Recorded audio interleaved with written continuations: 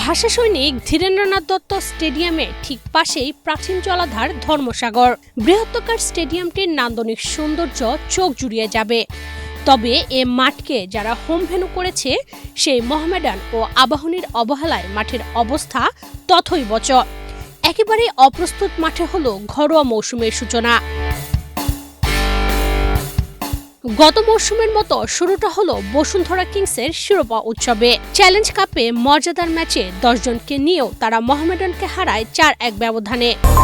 অ্যাঞ্জেলিক fresh air freshener, মুহূর্তেই মন মাতানো মনোরম সুবাস, জাগিয়ে তোলে এক স্নিগ্ধ অনুভূতি। অ্যাঞ্জেলিক।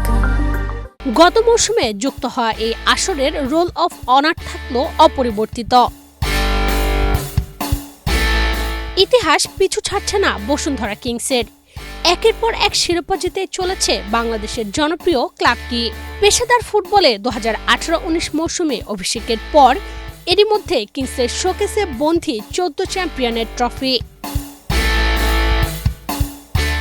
ঢাকা মোহামেডান 50 বছরের পুরনো এই ক্লাবটি দ্বিতীয় সর্বোচ্চ 37টি ট্রফি জিতেছে। এর মধ্যে লিগ 17, ফেডারেশন কাপ 12, স্বাধীনতা cup 2, liberation cup 1, BTC cup 1, জাতীয় লিগ 1, সুপার কাপ 1, স্বাধীনতা কাপ 1 ও বিজয় দিবস একবার চ্যাম্পিয়ন। বসুন্ধরা কিংসই একমাত্র ক্লাব যারা অভিষেক আসর থেকে টানা 5 বার লিগ জিতেছে। ফেডারেশন কাপ 4, স্বাধীনতা কাপ 3 ও চ্যালেঞ্জ কাপ 2 বার মিলিয়ে 14টি ট্রফি ঘরে তুলেছে তারা। অষ্টম মৌসুমের সবেমাত্র যাত্রা শুরু। এরই মধ্যে তৃতীয় সর্বোচ্চ 14টি ট্রফি জেতার মালিক কিংস। ঘরোয়া ফুটবলে অনেকে চ্যাম্পিয়ন হয়েছে, কিন্তু বসুন্ধরা কিংসের মতো অল্প সময়ে এত ট্রফি কেউ জিততে পারেনি। এ এক অনন্য ইতিহাস। চ্যালেঞ্জ কাপে দ্বিতীয়বার চ্যাম্পিয়ন হওয়ার নতুন রেকর্ডের হাতছানি দিচ্ছে কিংসের। এবারের মৌসুমে league, federation cup, super cup ও স্বাধীনতা কাপ রয়েছে।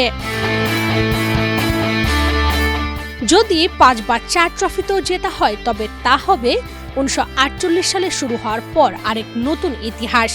এক মৌসুমে সর্বোচ্চ ট্রেবল জেতার রেকর্ড রয়েছে কিংস, শেখ রাসেল ও মোহামেডানের।